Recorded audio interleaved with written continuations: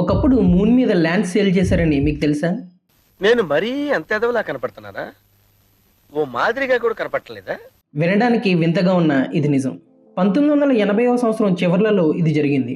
అమెరికాకు చెందిన Dennis hope అనే వ్యక్తి మూన్ ఎవరి పేరు మీద రిజిస్టర్ కాలేదు కదా అనే ఐడియాతో ముందుకొచ్చాడు. అతడు కొన్ని దేశాలకు మరియు ఐక్యరాజ్య సమితికి లెటర్స్ రాశాడు.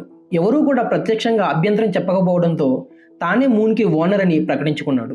అంతటితో ఆగకుండా మూన్ ల్యాండ్ ఫర్ సేల్ అంటూ వెబ్సైట్ స్టార్ట్ చేసి చంద్రుడిని చిన్న చిన్న ప్లాట్స్గా విభజించి సేల్ చేయడం ప్రారంభించాడు.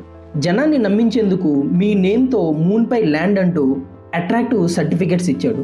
లో ప్రైస్, స్పేస్ మీద మనుషులకు ఉన్న ఇంట్రెస్ట్, ఫ్యూచర్ వాల్యూ పెరుగుతుందన్న ఆశ, ఇవన్నీ కలిపి లక్షల మందిని ఈ స్కీమ్లోకి లాగాయి. కొందరు దీన్ని బర్త్డే గిఫ్ట్స్గా బై చేస్తే కొంతమంది దీన్ని నిజమైన ఇన్వెస్ట్మెంట్ అనుకున్నారు. కానీ అసలు నిజం ఏంటంటే అంతర్జాతీయ చట్టాల ప్రకారం మూన్ ఎవరి సొత్తు కాదు.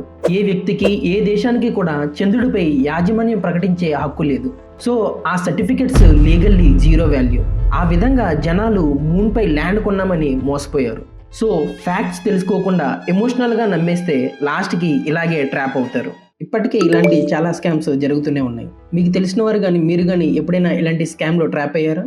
కింద కామెంట్లో తెలియజేయండి. వీడియో కనుక నచ్చితే లైక్ చేసి షేర్ చేయండి. ఇలాంటి ఆసక్తికరమైన కంటెంట్ కోసం మా ఛానల్ను సబ్స్క్రైబ్ చేయండి.